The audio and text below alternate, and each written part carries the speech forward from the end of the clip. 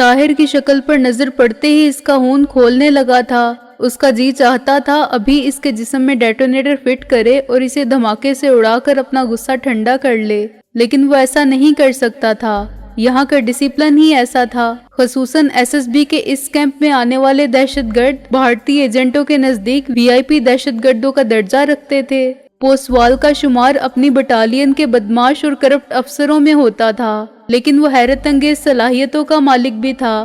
اس نے روسی اسپیٹناز کے ساتھ تربیت حاصل کی تھی اور ان کا شمار بھارتی فوج کے جانے مانے کمانڈوز میں ہوتا تھا۔ اس نے روسی کمانڈوز کے ساتھ دنیا کے بدترین دہشت گردوں کی تربیت حاصل کی تھی اور اس کے متعلق مشہور تھا کہ وہ اپنی حصے درندگی کو تسکین دینے کے لیے جانوروں کا خون پی جاتا تھا۔ اس کی ان خصوصیات کی وجہ سے اسے اس کیمپ میں بھیجا گیا تھا۔ وہ یہاں آنے والے گمراہ نوجوانوں کو آستین کا سانپ بنا کر ان کے گھروں کو واپس بھیجتا تھا۔ بھارتی انٹیلیجنس ایجنٹوں میں یہ سمجھا جاتا تھا کہ ایک مرتبہ بٹواری کیمپ میں کیپٹن پوسوال کے ساتھ 15 روزہ کورس کرنے کے بعد کسی بھی ایجنٹ میں انسانیت یا مذہب نام کی کوئی چیز باقی نہیں رہ جاتی تھی۔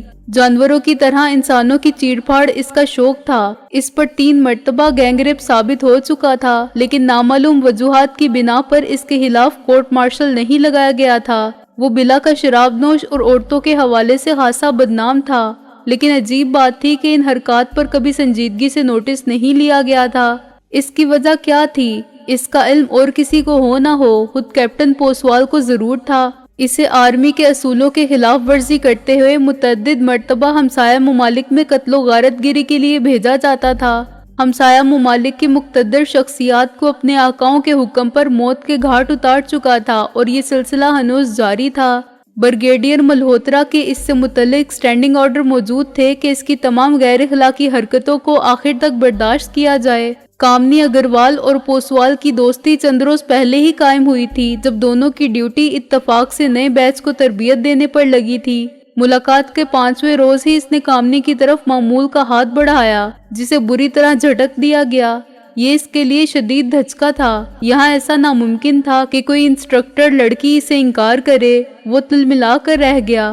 کامنی جانتی تھی کہ جلد یا بدیر اسے پوسوال کی ہوس کے سامنے ہتھیار ڈالنے ہی ہوں گے۔ یوں بھی اس کی ڈیوٹی اور کیا تھی؟ را نے اسے اپنی اداؤں سے ایجنٹوں کا دل لبھانے اور وقت آنے پر انہیں اپنی جسمانی ہوس کے جال میں پھانسنے کے لیے ہی تو یہاں بھیجا تھا۔ اسے یہی تربیت تو دی گئی تھی۔ پوسوال اس کا ہم مذہب تھا، جبکہ اس جیسوں کو تو بطور چارہ کسی بھی رنگ و نسل کے آدمی کے سامنے پھینک دیا جاتا تھا۔ اس کی ترقی کے لیے ضروری تھا کہ وہ اسی فن میں کمال حاصل کرے۔ جتنا وہ خود کو بہتر ثابت کرتی، اتنا ہی اپنے اعلیٰ افسران کے نزدیک وہ مقبول ٹھہرتی۔ ایسا اس کے ساتھ پہلی مرتبہ نہیں ہوا تھا۔ کبھی کبھی تو اسے خود پر شک ہونے لگتا تھا کہ کہیں اس کی کایا تو نہیں پلٹ رہی۔ اسے تو اب ان کے نام اور شکلیں بھی یاد نہیں رہی تھی جن لوگوں کے ساتھ اس نے گزشتہ 5 برسوں میں تعلقات پیدا کیے تھے، لیکن نہ جانے کیوں اسے پوسوال پسند نہیں آیا۔ پوسوال کے جارحانہ انداز نے اس کے اندر اپنے کام کے خلاف پہلی مرتبہ بغاوت پیدا کی۔ اسے زندگی میں پہلی مرتبہ اپنے آپ پر، اپنے پیشے پر غصہ آیا۔ اس سے تو بہتر تھا کہ وہ کوئی ویشیا ہوتی۔ وہ جانتی تھی کہ اب تک اس کی نوکری کا جواز اس کی بے پناہ ذہانت اور خدمات تھیں جو وہ ایجنسی کے لیے انجام دے رہی تھی۔ وہ اکثر اپنے ساتھیوں کے متعلق سوچتی کہ کسی بازار میں جسم فروشی کرتے ہوئے وہ اپنی موجودہ تنخواہ سے کہیں زیادہ پیسے کما سکتی تھی۔ کام تو ذرا سے فرق کے ساتھ یہاں بھی وہی تھا۔ ان میں اور پیشہ ور رنڈی میں فرق ہی کیا تھا؟ صرف یہی کہ وہ سرکاری مراعات یافتہ رنڈیاں تھیں جنہیں ہر مرتبہ اپنا جسم پیش کرنے پر ایک نئے اعزاز کے ساتھ نوازا جاتا تھا۔ یہ ملکی خدمت کا کون سا انداز تھا؟ یہ کیسی نوکری تھی جو اس سے لی جا رہی تھی؟ کون سی دیش سیوا تھی جو وہ کرنے جا رہی تھی؟ اس نے اب تک متعدد مرتبہ سوچا اور کرنے کے علاوہ اور کچھ نہ کر سکی، اور کچھ کرنا اس کے اختیار میں تھا بھی نہیں۔ پہلے ہی روز جب طاہر نئے بیچ کے ساتھ یہاں آیا تو اس کا ماتھا ٹھنکا تھا۔ اس کی چھٹی حس نے اسے مشکوک بنا دیا تھا۔ طاہر سے متعلق اس کے دل میں شک نے تب بھی جگہ پکڑ لی تھی جب اس نے کامنی اگروال سے ملاقات پر اس کے سراپے کا مکمل جائزہ لینے کا تکلف بھی نہیں کیا تھا۔ ایسا ناممکن تھا۔ جو شخص اپنے وطن کا غدار ہو، جس نے اپنا ضمیر گروی رکھ دیا ہو، وہ کبھی باکردار نہیں ہو سکتا۔ وہاں تو وہ لوگ آتے تھے جن کا بس نہیں چلتا تھا کہ نظروں ہی نظروں میں اسے کھا جائیں۔ اسے بطور خاص یہ تربیت دی گئی تھی کہ بھڑکیلے اور چست لباس کے ساتھ ان کے درمیان گھوما کرے، وقت آنے پر اسے باری باری ان کو خوش کر کے اپنا مطیع بنانا ہوتا تھا تاکہ جنسی ہوس کے جال میں پھنس کر وہ پھر کبھی اس کے چنگل سے نہ نکل پائیں۔ اسے اپنے زیر کمان گروپ کے ہر تخریب کار کے متعلق روزانہ رپورٹ فائل کرنا ہوتی تھی۔ اس کو معمولی سی نفسیاتی تبدیلی سے متعلق بھی اپنے ماسٹرز کو آگاہی دینی ہوتی تھی۔ اسے چاہیے تھا کہ وہ طاہر کو اپنی رپورٹ میں مشکوک یا غیر معمولی لکھتی، لیکن اس نے نارمل ہی لکھا۔ کیوں؟ اس نے ایسا کیوں کیا؟ اس کیوں کا جواب اسے ابھی تک نہیں مل سکا تھا۔ پہلے ہی روز جب دوران تربیت طاہر نے کیپٹن پوسوال کی درگت بنائی تو کسی نادیدہ طاقت نے کامنی اگروال کے کانوں میں چیختے ہوئے کہا تھا کہ ضرور دال میں کچھ کالا ہے، یہ نوجوان اپنے آپ کو جو کچھ ظاہر کرتا ہے وہ ہے نہیں۔ اس نے جان بوجھ کر یہاں اینگری مین کا روپ دھارا ہوا تھا جبکہ وہ کچھ اور تھا۔ وہ ضرور یہاں کسی اور مشن پر آیا تھا۔ کیا کامنی اگروال اپنے شک کا اظہار کرنل بھاٹیا کے سامنے کر دے؟ لیکن اس بات کا بھی کیا ثبوت تھا کہ کرنل بھاٹیا اس کی بات پر یقین کر لے گا؟ اس روز وہ کتنا متاثر دکھائی دے رہا تھا طاہر سے۔ کامنی اگروال نے آج تک کوئی ایسا ایجنٹ نہیں دیکھا جو کرنل بھاٹیا کے ساتھ پہلے ہی روز ناشتہ کرنے کا اعزاز حاصل کر پایا ہو۔ یہاں تو گنگا ہی الٹی بہہ رہی تھی۔ اس نے فی الوقت خاموشی اختیار کر کے انتظار کرنے کو ہی غنیمت جانا تھا۔ یہ بھی تو ممکن تھا کہ وہ اس کے متعلق غلط اندازہ قائم کر رہی ہو اور اس طرح کوئی نئی مصیبت گلے پڑ جائے۔ کامنی نے اس کے زیادہ نزدیک رہ کر اس کی حرکات و سکنات کو قریب سے دیکھنے کا فیصلہ کر لیا تھا۔ پوسوال نے انہیں کھلے دل سے خوش آمدید کہا تھا۔ ان تینوں کے علاوہ اس گروپ میں 7 نوجوان تھے جن میں سے کسی کا تعلق بھی ان کے ملک سے نہیں تھا۔ بٹواری کیمپ تک پہنچنے والے تخریب کاروں کے متعلق یہ رائے پہلے ہی قائم کر لی جاتی تھی کہ ان میں سے ہر تخریب کار نے اس سے پہلے ضرور بھارتی انٹیلیجنس کے کسی کیمپ میں دہشت گردی کی ابتدائی تربیت حاصل کر رکھی ہوگی۔ انہیں یہاں دراصل ایڈوانس کورس کے لیے بھیجا جاتا تھا۔ سب ایک قطار میں ایک دوسرے سے کچھ فاصلے پر اپنے ہاتھ پیچھے باندھے کھڑے تھے۔ پوسوال ایک کے پاس جا کر اس کے سامنے چند سیکنڈ ٹھہر کر اس کی آنکھوں میں جھانکتا اور پھر مطمئن ہو کر سر ہلاتا آگے بڑھ جاتا۔ طاہر کے سامنے اس نے کچھ زیادہ ہی وقت گزارا تھا۔ ویل ڈن، اس نے طاہر کے بازوؤں کی مچھلیوں کو تھپ تھپاتے ہوئے زہریلی مسکراہٹ سے کہا۔ پوسوال سے چند قدم کے فاصلے پر کھڑی کامنی اگروال نے بطور خاص پوسوال کی اس حرکت کو نوٹ کیا تھا۔ اس کا دل دھک سے رہ گیا۔ وہ جانتی تھی کہ پوسوال کیسا کینہ پرور اور درندہ صفت ہے۔ اس بات کا سوال ہی نہیں اٹھتا تھا کہ اس نے طاہر کو معاف کر دیا ہو، اور اس حرکت کے بعد تو اسے یقین ہو چلا تھا کہ وہ طاہر کو کبھی معاف نہیں کرے گا۔ اس کیمپ میں پوسوال کے ہاتھوں دوران تربیت کسی ایجنٹ کا مارے جانا کوئی ایسا واقعہ نہیں تھا جس کا کوئی نوٹس لیتا۔ نوجوانوں کو اس نے دہرادون کے پہاڑی علاقوں میں گھنے اور خطرناک جنگلوں میں تربیت دینی تھی، اور ایسے خطرناک راستوں کی بھول بھلیوں میں کسی بھی ایجنٹ کی موت کے لیے کوئی بھی بہانہ تراشا جا سکتا تھا۔ کامنی اگروال ایسے واقعات کی عینی شاہد تھی جب سری لنکا کے ایک تامل نوجوان تخریب کار کی کسی بات سے ناراض ہو کر پوسوال نے اس کے ہاتھوں میں ایسا بم تھما دیا جو وقت سے 2 منٹ پہلے ہی اس کے ہاتھوں میں پھٹا اور اس کے جسم کے پڑھچے اڑ گئے۔ اس پر ایک معمولی سی رپورٹ فائل کی گئی کہ نوجوان نے غلطی سے ٹائمنگ صحیح نہیں رکھی تھی۔ وہ انسانوں کو مارنے کے درجنوں معصومانہ طریقے جانتا تھا۔ اپنے زیر تربیت جوانوں کو وہ یہی تو بتایا کرتا تھا کہ وہ اپنے ٹارگٹ کو کس طرح لا علم رکھ کر آسانی سے کوئی خطرہ مول لیے بغیر موت کے گھاٹ اتار سکتے ہیں۔ وہ زہر ہورانی کا ماہر تھا۔ روسیوں نے اسے زہر کا علم سکھایا تھا۔ وہ انسانی جسم میں زہر منتقل کرنے کے ایسے طریقے جانتا تھا جن کا عام حالت میں شاید کوئی تصور بھی نہیں کر سکتا تھا۔ کامنی سہم کر رہ گئی۔ وہ نہ جانے کیوں نہیں چاہتی تھی کہ طاہر اس طرح بے موت مارا جائے۔ کامنی اگروال کی معاونت سے پوسوال نے انہیں ابتدائی سبق دیا اور ان کی طرف سے مطمئن ہونے کے بعد کلاس کے خاتمے کا اعلان کر دیا۔ کامنی کو اس وقت اپنی تربیت کے مطابق ان نوجوانوں کے ساتھ ان کے کمروں تک جانا تھا اور بڑے نامحسوس انداز میں اس صورتحال سے متعلق ان کے خیالات جاننے کے بعد اپنی آج کی رپورٹ لکھنی تھی۔ لیکن حیرت انگیز طور پر اچانک ہی پوسوال اسے اپنی طرف بڑھتا دکھائی دیا۔ کم آن ڈارلنگ، اس نے بڑی بے تکلفی سے کامنی کی کمر میں ہاتھ ڈال کر اسے اپنی طرف کھینچا۔ کامنی کے لیے یہ کوئی غیر معیوب حرکت نہ تھی، لیکن پوسوال نے بڑے غلط وقت کا انتخاب کیا تھا اور پھر ان نوجوانوں کے سامنے پہلی مرتبہ اسے اپنی ذلت کا احساس ہوا۔ مسٹر پوسوال پلیز، ابھی نہیں، مجھے اپنی آبزرویشن رپورٹ دینی ہے۔ آپ جانتے ہیں اس نے کسمسا کر پوسوال سے الگ ہوتے ہوئے سرگوشی کے انداز میں کہا، کیونکہ ابھی ان کے اور نوجوانوں کے درمیان فاصلہ زیادہ نہیں بڑھا تھا۔ پوسوال نے اچانک اسے جھٹکا دے کر اپنی طرف کھینچا اور اس کو بے بس کر دینے کی حد تک قابو کرتے ہوئے اس کی آنکھوں میں جھانکا۔ کامنی کو اس کی آنکھوں میں خون اترتا دکھائی دے رہا تھا۔ مسٹر پوسوال سر، مجھے، اس نے دوبارہ گھبرا کر اپنی بات دہرانی چاہی۔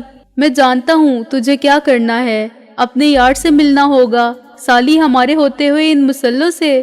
اس نے جانے کس کس کو گالیاں بکنی شروع کر دیں۔ کامنی کو یوں لگا جیسے کسی نے اس کے کانوں میں پگھلتا ہوا سیسا انڈیل دیا ہو۔ وہ جانتی تھی کہ پوسوال کی بد باطنی نے طاہر کو خیالی دشمن بنا کر اس کے سامنے کھڑا کر دیا ہے، کیونکہ اس نے کامنی اگروال کا رویہ اس کے تئیں کچھ بہتر دیکھ کر یہ رائے قائم کر لی تھی، اور اب دنیا کی کوئی طاقت اس کی رائے نہیں بدل سکتی تھی۔ آل رائٹ، مجھے اپنی ڈیوٹی کرنی ہے۔ کامنی نے ڈرتے ڈرتے اور خوف کی ملی جلی کیفیات کے تحت خود کو اس سے الگ کرنا چاہا۔ عین ان لمحات میں جب ان کے درمیان کشمکش جاری تھی، پوسوال کی جہاں دیدہ اور مکار نگاہوں نے کرنل بھاٹیہ کو کمرے سے برآمد ہوتے دیکھ لیا تھا۔ ان حالات میں اس نے کامنی اگروال کو چھوڑ دینا ہی مناسب جانا، کیونکہ وہ جانتا تھا کہ کرنل بھاٹیہ کامنی اگروال کے لیے نرم گوشہ رکھتا ہے اور اس کا شمار بریگیڈیئر ملہوترا کے مخالف گروپ میں ہوتا ہے۔ پوسوال بریگیڈیئر ملہوترا کا خاص آدمی سمجھا جاتا تھا۔ اس نے خون کے گھونٹ پی کر کامنی کو اپنی گرفت سے آزاد کر دیا تھا، لیکن اس طرح آئے شکار کا اس کے پنجے سے نکل جانا اس کی آتش انتقام کو بھڑکانے کے لیے کافی تھا۔ اس کا خون کھول رہا تھا، اس کے اندر موجود درندہ بیدار ہو چکا تھا۔ جانوروں کا خون پینے والا کیپٹن پوسوال اس وقت ڈریکولا بن چکا تھا، اور اس کی خواہش تھی کہ جتنی جلدی ممکن ہو وہ کامنی اگروال کے خون سے اپنی ہوس کی پیاس بجھائے۔ اس کے لیے یہ کچھ مشکل نہیں تھا، اسے تو ایسے شکار کا زیادہ مزہ آتا تھا۔ ڈونٹ وری بیبی، اس نے پھن کاٹتے ہوئے کہا اور تیزی سے مڑ کر اپنے آفس کی طرف چل دیا۔ خوف اور غصے سے سہمی کامنی اگروال نوجوانوں کے تعاقب میں چل دی۔ زندگی میں طویل عرصے کے بعد اس کی آنکھوں میں نمی اتری تھی۔ آج تک ایسا نہیں ہوا تھا، شاید بچپن یا دوران تعلیم وہ کبھی ایسی جذباتی کیفیت کا شکار رہی ہو۔ آج اسے پہلی بار شدت سے اپنی بے بسی کا احساس ہوا تھا۔ اسے یاد آ گیا جب وہ خوشی سے پھولے نہ سماتے ہوئے اپنے والدین کو راہ میں اپنی سلیکشن کی خبر دے رہی تھی تو پولیس انسپکٹر سروج اگروال کچھ بے چین سا دکھائی دینے لگا تھا۔ سروج اگروال اس کا باپ تھا، لیکن دونوں کے درمیان باپ بیٹی سے زیادہ دوستی کا رشتہ تھا۔ جب اس نے اپنے باپ کو پہلی مرتبہ بتایا کہ وہ راہ کے لیے درخواست دینے جا رہی ہے تو سروج اگروال نے اس کے اس فیصلے پر خوشی کا اظہار نہیں کیا تھا۔ پتا جی، آپ تو خود پولیس افسر ہیں، پھر بھی؟ اس نے حیرانی سے دریافت کیا تھا۔ بیٹی، میں پولیس افسر ہوں، اسی لیے تمہارے اس فیصلے سے کچھ زیادہ خوشی نہیں ہوئی۔ تم پولیس میں کیوں اپلائی نہیں کرتی؟ انہوں نے قدرے تشویش سے کہا۔ پتا جی، آپ جانتے ہیں مجھے ایڈونچرس لائف گزارنے کا شوق ہے، میں ایک انٹیلیجنس آفیسر بن کر زیادہ خوشی محسوس کروں گی۔ اس نے اپنے باپ کو بظاہر یہ بات کہہ کر مطمئن تو کر دیا تھا، لیکن سروج اگروال کبھی مطمئن نہیں ہوا۔ اس نے بادل نخواستہ ہی اپنی بیٹی کے فیصلے پر صاد کیا تھا۔ نوکری پر جانے کے پہلے ہی روز اس سے رازداری کا جو حلف لیا گیا تھا، اس نے قانونی طور پر کامنی کو پابند کر دیا تھا کہ وہ اپنے باپ کے ساتھ اس مسئلے پر زیادہ بات نہ کرے۔ اس کے باپ کو بھی اس بات کا علم تھا۔ جب کبھی اس کی کامنی سے ملاقات ہوتی، ایک فقرہ معمول کے مطابق ضرور کہا کرتا، کیسی جا رہی ہے تمہاری سیکرٹ سروس؟ ایک دم شاندار پتا جی، کامنی کی طرف سے رٹا رٹایا جواب ملتا۔ کامنی اگروال نے ایک دو مرتبہ سوچا کہ اگر وہ اپنے گھر والوں کو یہ بتائے کہ وہ انٹیلیجنس آفیسر کی حیثیت سے سوائے ایک ویشیا کے اور کوئی کام نہیں کر رہی تو شاید شرم سے اس کے وزادار والدین مر ہی نہ جائیں۔ اس نے کبھی انہیں اپنے کام کی نوعیت سے آگاہ نہیں کیا تھا، البتہ مختلف شہروں میں اپنے تبادلے کی خبر ضرور دیا کرتی تھی، لیکن وہ بھی افسران کی اجازت سے۔ آج اسے زندگی میں پہلی مرتبہ احساس ہوا کہ اس نے باپ کی بات نہ مان کر سخت غلطی کی ہے، ایسی غلطی جس کا خمیازہ اب اسے مرتے دم تک بھگتنا ہوگا، کیونکہ ایک مرتبہ راہ میں آنے والوں کے لیے واپسی کا کوئی دروازہ کھلا نہیں رہتا، اور وہ اپنی ریٹائرمنٹ کے بعد بھی راہ کی نظروں میں رہتے ہیں۔ طاہر کے کمرے کے دروازے پر پہنچنے تک وہ قدرے نارمل ہو چکی تھی، لیکن نہ جانے کیوں طاہر کو وہ نارمل دکھائی نہیں دے رہی تھی۔ وہ کامنے کے لیے اپنے دل میں کچھ ہمدردی کے جذبات محسوس کر رہا تھا۔ دوسرے تخریب کاروں کے برعکس اس نے کنکھیوں سے پوسوال کی بدتمیزی کا جائزہ لیا تھا اور اسے بخوبی اندازہ ہو چکا تھا کہ یہ سب کچھ اس کا کیا دھرا ہے۔ यहाँ की रवायत के मुताबिक यहाँ कोई भी ज़ेरे तरबियत तकरीब कार किसी भी वाक़या हादसा कार्रवाई पर ना तो तबसरा कर सकता था, ना ही तजस्सुस ज़ाहिर कर सकता था और ना ही किसी भी तरह इसमें दखल अंदाजी कर सकता था। तकरीबकारों की वफादारी का अंदाज़ा लगाने के लिए अचानक ही इनकी सफ़ों में से किसी एक तकरीबकार को इंस्ट्रक्टर बाहर निकालता और इन सब के सामने वहशियाना अंदाज में बगैर कोई वजह बताए तशद्दुद कर देता। कभी कभी यूं भी होता कि इस तशद्दुद की ताब ना लाकर तख्ताए मश्क बनने वाले की मौत वाक़या हो जाती। लेकिन क्या मिजाल जो इसके किसी साथी के कान पर जूं भी रेंगती। वहाँ मौजूद इंस्ट्रक्टर हेलों बहानों से इनके जज्बाती, जिस्मानी और नफ्सियाती हरकत का जायजा लेते रहते। किसी भी एजेंट को अगर अब नॉर्मल पाते तो इसको एक बोर्ड के सामने पेश किया जाता जो इसका तवील इंटरव्यू लेने के बाद इसकी किस्मत का फैसला किया करता था। अचानक ही एक ख्याल बिजली के कूंदे की तरह ताहिर के जहन पर लपका।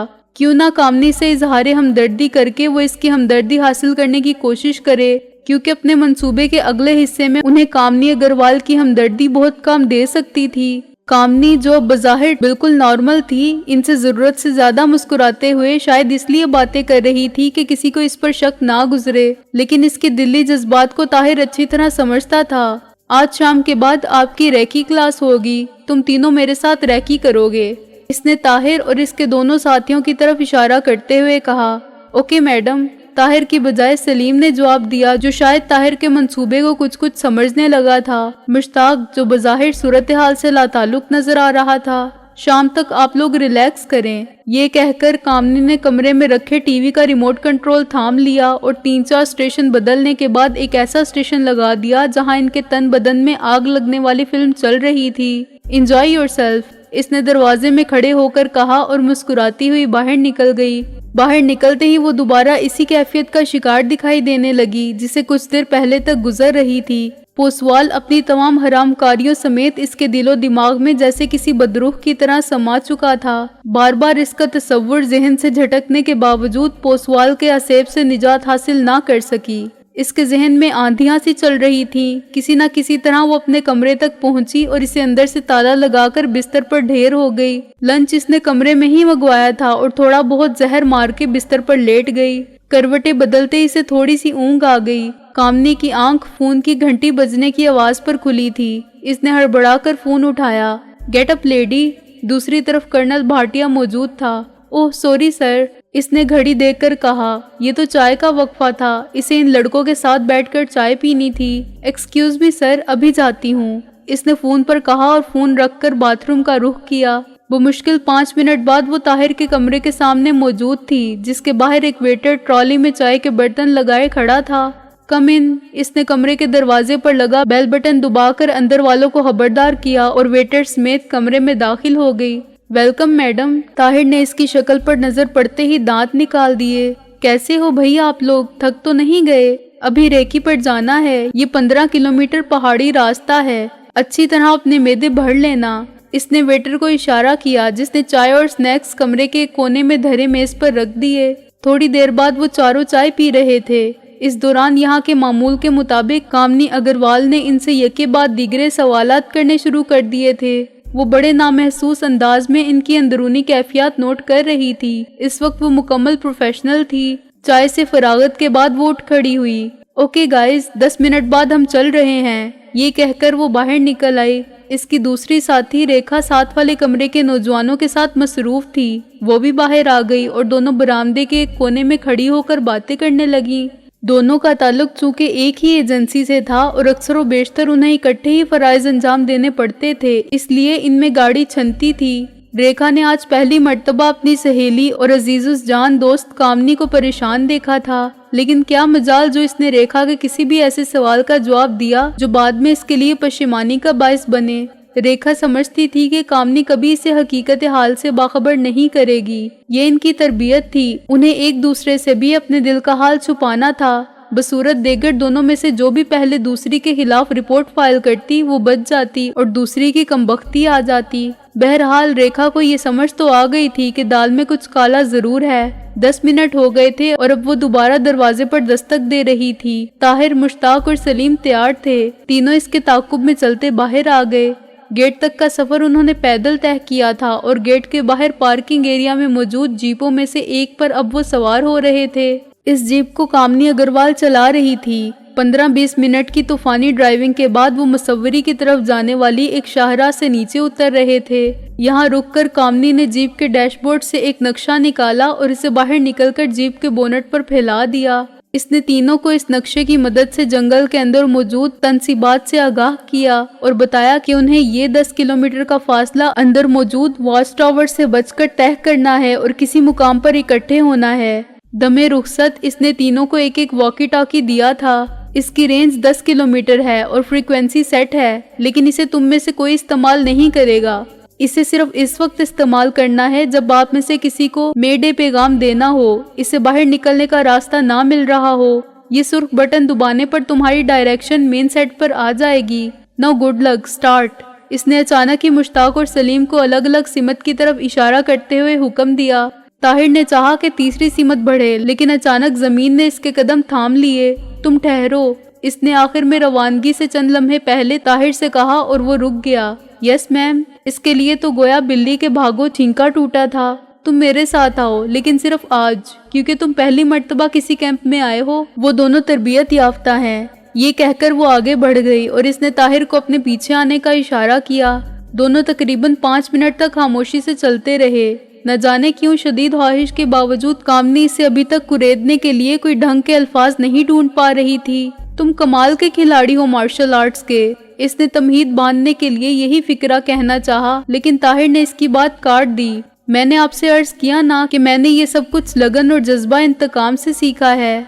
लेकिन क्यों, तुम्हें किससे इंतकाम लेना है? कामनी ने अचानक ही रुक कर इसकी तरफ देख कर कहा। ये लम्हा था ताहिर के लिए इसकी आंखों के रास्ते दिल में उतर जाने का। इसे अब अपनी बेहतरीन अदाकाराना सलाहियतों का इम्तिहान देना था। मैडम, मुझे अपनी महरूमियों का इंतकाम सारे जमाने से लेना है, इसने बड़े गंभीर लहजे में कहा। लेकिन इसका ये तरीकाकार क्या तुम्हारे नजदीक सही है? अचानक ही कामनी ने पूछ लिया। हाँ, ताहिर ने इत्तमाद से जवाब दिया। कामनी अचानक ठिठक कर रह गई। वो किसी उलझन का शिकार दिखाई दे रही थी। इस लम्हे ताहिर ने इस पर नफ्सियाती हमला कर दिया। मैं आपसे माफी चाहता हूँ, आपको मेरी वजह से बहुत जहमत हुई। इसने अचानक कामनी अग्रवाल के बहुत नजदीक होकर ये बात कह दी। क्या मतलब है तुम्हारा? कामनी कुछ घबरा सी गई। देखिए मैडम, मैं कोई बहुत अच्छा इंसान नहीं हूँ, लेकिन शायद आपको यकीन ना आए, मैं शायद जरूरत के तक भी झूठ नहीं बोलता और आपके सामने तो बोल ही नहीं सकता। मैंने आज तक जिंदगी का एक ही रूप देखा था, नफरत का रूप।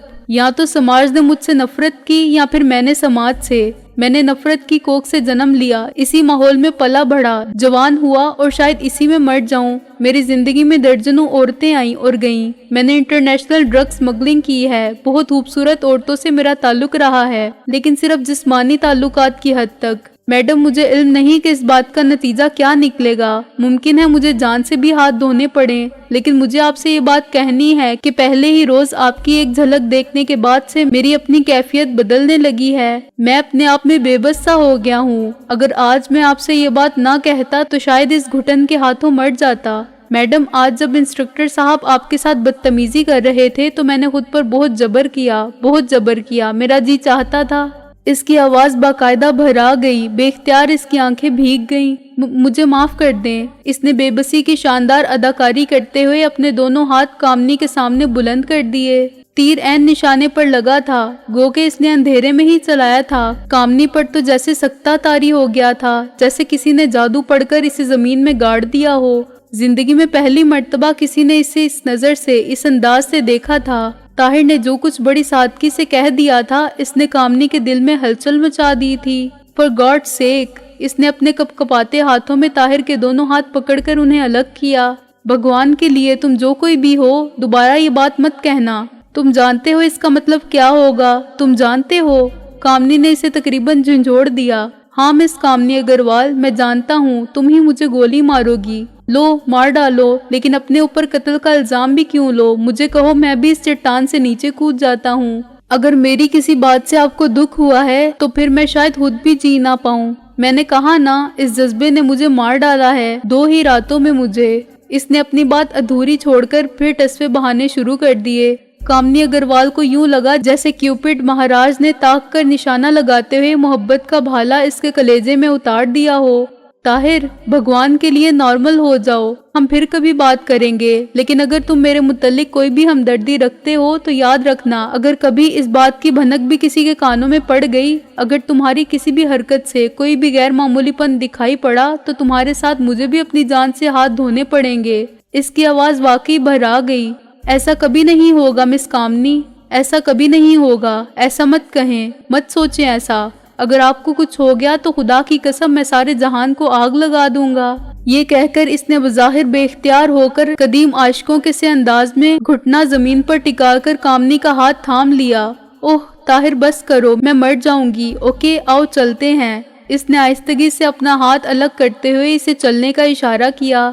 ताहिर का दिल खुशी के मारों बुलियों उछल रहा था। इसे शानदार और नाकाबिले यकीन कामयाबी हासिल हुई थी। दिल ही दिल में अपनी शानदार अदाकारी पर इसने खुद ही अपने आप को दाद दी और इसके पीछे पीछे चलने लगा।